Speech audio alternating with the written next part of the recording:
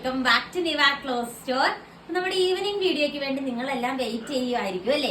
നമ്മുടെ ഈവനിങ് വീഡിയോയിൽ നമ്മൾ ഇന്ന് പരിചയപ്പെടാൻ പോകുന്നത് നല്ല എലഗന്റ് ആയിട്ടുള്ള കോട്ടൺ ഹക്കോബ ടൈപ്പും അതുപോലെ ഒരു സെമി സിൽക്കിന്റെ പോലത്തെ ഒരു മിക്സ് ആയിട്ടുള്ള രീതിക്ക് വരുന്ന ഒരു മെറ്റീരിയൽ ആട്ടോ.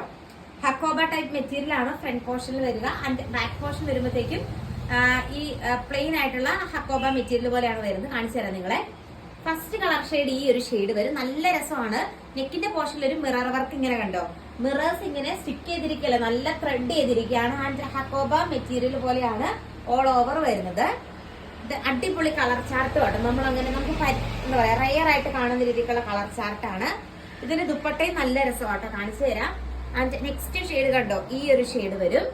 നെക്സ്റ്റ് വന്നിട്ട് കണ്ടോ, ഈ ഒരു ഷെയ്ഡ് വരും. നല്ല പ്രീമിയം ഹക്കോബ ടൈപ്പ് മെറ്റീരിയൽ ആണ് വരുന്നത്. നെക്കിന്റെ പോർഷനിൽ സ്റ്റിക്ക് ചെയ്തിരിക്കുന്നതാണ്. നമ്മുടെ സെമി സിൽക്കിന്റെ കഴിഞ്ഞ ഒരു മെറ്റീരിയൽ ആണ് നെക്കിന്റെ പോർഷനിൽ സ്റ്റിക്ക് ചെയ്തിരിക്കുന്നത്.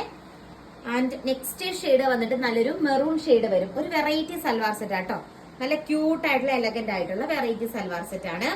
ആൻഡ് ലാസ്റ്റ് ഷെയ്ഡ് വന്നിട്ട് ഈ ഒരു ബ്ലൂ ഷെയ്ഡ് വരും.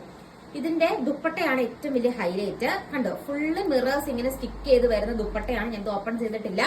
ഫുൾ ദുപ്പട്ട ഇങ്ങനെ ഷിഫോൺ ടൈപ്പില് ഫുൾ മിറേഴ്സ് സ്റ്റിക്ക് ചെയ്ത് വരുന്ന ദുപ്പട്ടയായിട്ട് അറ്റാച്ച് ചെയ്തിരിക്കുന്നത്.